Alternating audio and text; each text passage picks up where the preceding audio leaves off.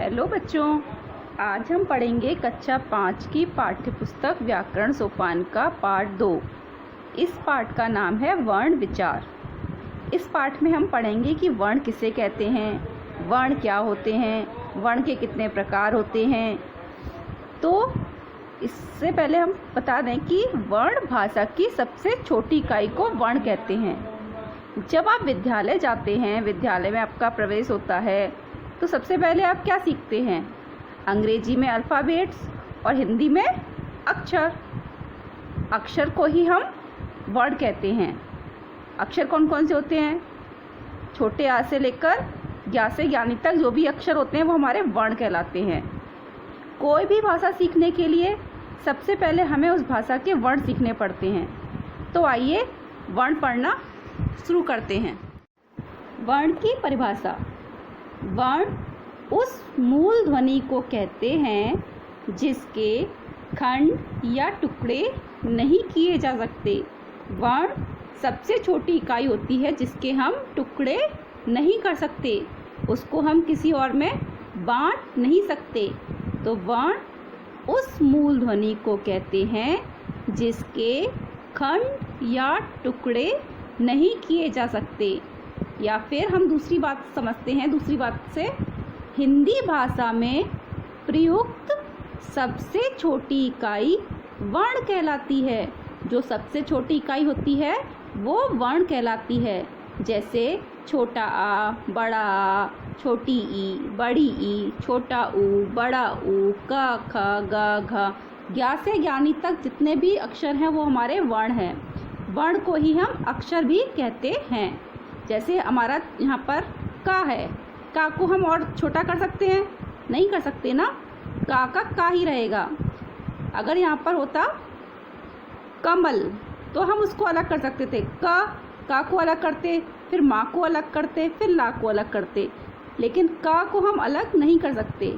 तो का सबसे मतलब वर्ण सबसे छोटी इकाई होती है जिसको हम अलग नहीं कर सकते, जिसके हम टुकड़े नहीं कर सकते।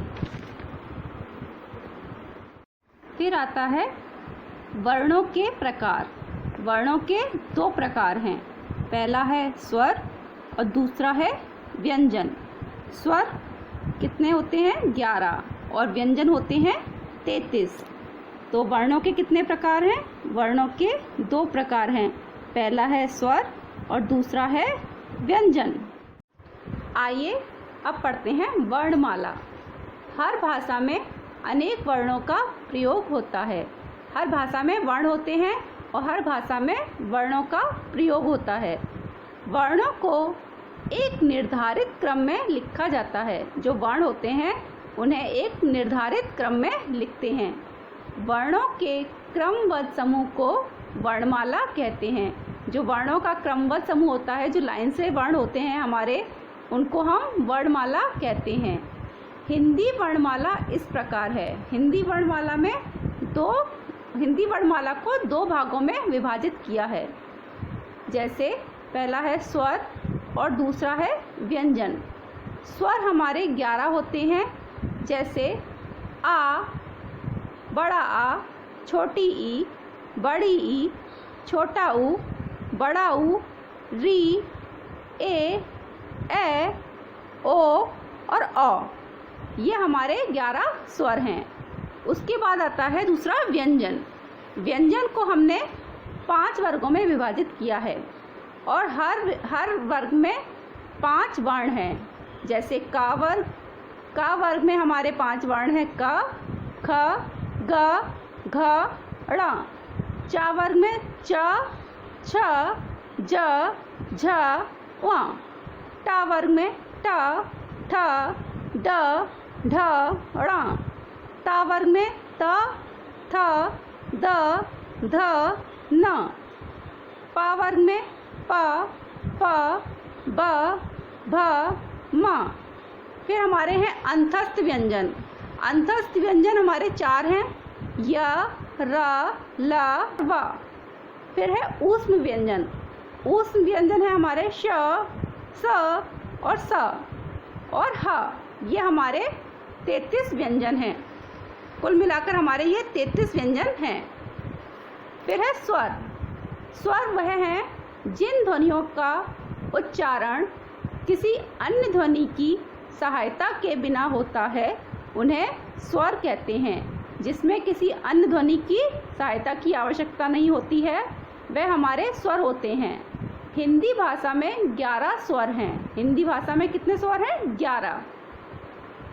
स्वरों के दो भेद होते हैं। स्वरों के दो भेद होते हैं, ह्रस्व स्वर और दीर्घ स्वर। ह्रस्व स्वर जिन स्वरों के उच्चारण में कम समय लगता है, उन्हें ह्रस्व स्वर कहते हैं। जो कम समय में बोले जाते हैं और धीरे बोले जाते हैं, उन्हें ह्रस्व स्वर कहते हैं। जैसे छोटा आ, छोटी ई, छोटा ऊ और री, ये हमारे ह्रस्व स्वर हैं। फिर है हमारा दूसरा दीर्घ स्वर।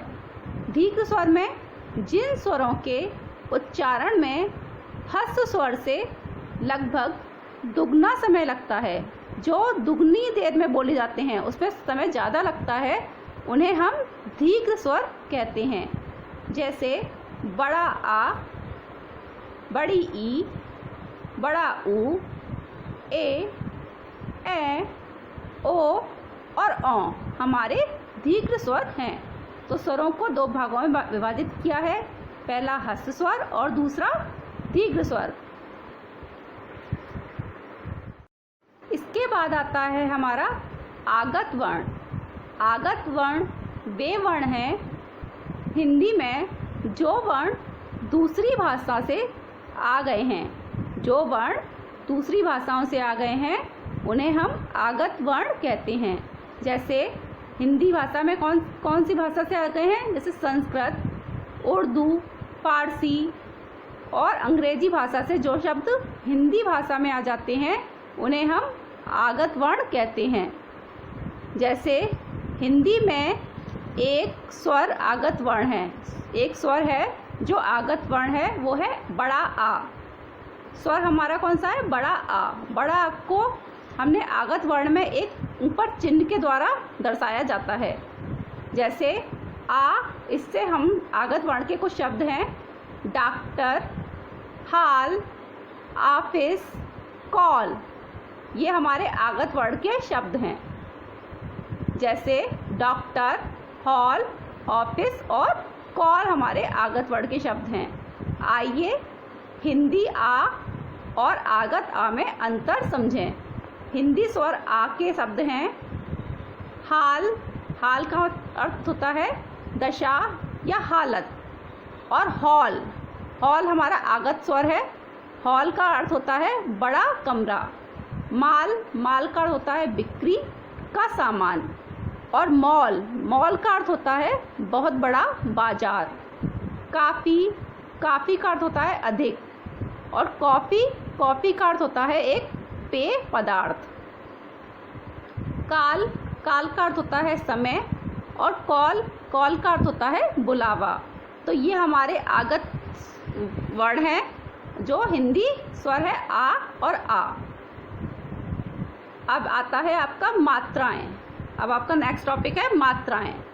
जब स्वर व्यंजन के साथ जुड़ता है तो उसे एक विशेष चिन्ह से दर्शाते हैं।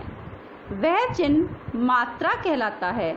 जब स्वर को व्यंजन के साथ जोड़ा जाता है तो उसे एक विशेष चिन्ह से दर्शाते हैं, उसमें एक विशेष चिन्ह लगाते हैं, वह चिन्ह हमारा मात्रा कहलाता है।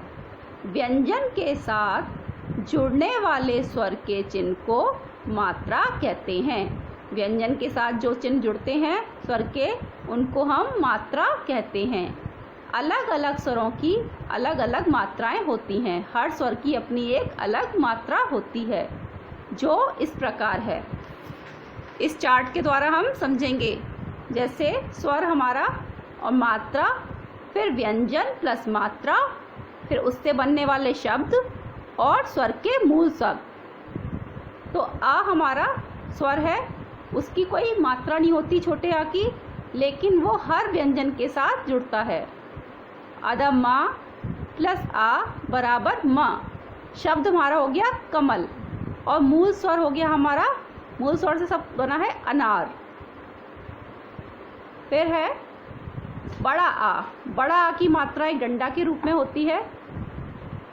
इसमें व्यंजन है माँ और माँ प्लस आ तो मात्रा बन गई हमारी माँ। माँ में आ मिल गया तो क्या बन जाएगा? माँ। माँ से शब्द है माला और मूल स्वर से आम। ई की मात्रा एक डंडा और व्यंजन के आगे से वह मात्रा लगती है। जैसे माँ प्लस छोटी की मात्रा तो मी से शब्द बन जाएगा हमारा मिल और मूल स्वर से बनेगा इधर। बड़ी ई की मात्रा व्यंजन के पीछे से लगती है। जैसे माँ और बड़ी ई की मात्रा हो जाएगा मी तो शब्द बन जाएगा हमारा मीनार और मूल स्वर से हमारा बनेगा ईक।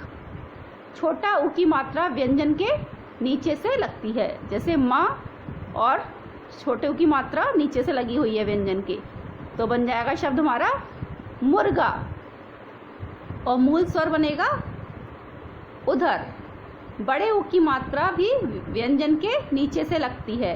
जैसे माँ प्लस बड़े ऊ की मात्रा मुंह, शब्द बन जाएगा मूली और बड़े ऊ की मात्रा से स्वर बनेगा हमारा मूल स्वर ऊपर। री की मात्रा व्यंजन के नीचे से लगती है। जैसे माँ और र तो हो जाएगा म्र और शब्द बन जाएगा हमारा मृग। मूल स्वर से शब्द बनेगा ऋषि। ए की मात्रा व्यंजन के ऊपर से लगती है। जैसे माँ और ए की मात्रा हो जाएगा में, शब्द बन जाएगा हमारा मेला और मूल स्वर से शब्द बनेगा एक। ए की मात्रा व्यंजन के ऊपर से लगती है दो। माँ प्लस ए की मात्रा मैं, शब्द बन जाएगा मैदान और मूल स्वर से शब्द बनेगा ऐनक। ओ की मात्रा एक डंडा और ऊपर से एक मात्रा तो माँ प्लस ओ की मात्रा मोम, शब्द बन जाएगा हमारा मोम और मूल स्वर से शब्द बनेगा ओखली। औ की मात्रा एक डंडा और ऊपर से दो मात्राएं, माँ प्लस औ की मात्रा मौ, शब्द बन जाएगा मौसम और मूल स्वर से शब्द बनेगा औरत। आ स्वर की कोई मात्रा नहीं होती है। शब्दों में स्वरों का प्रयोग हमेशा मात्रा के रूप में नहीं होता वरन मूल रूप में भी होता है। जैसे शब्द बने हैं और मूल रूप में भी उसका शब्द बने हैं। जैसे कमल और अनार उसका मूल शब्द है।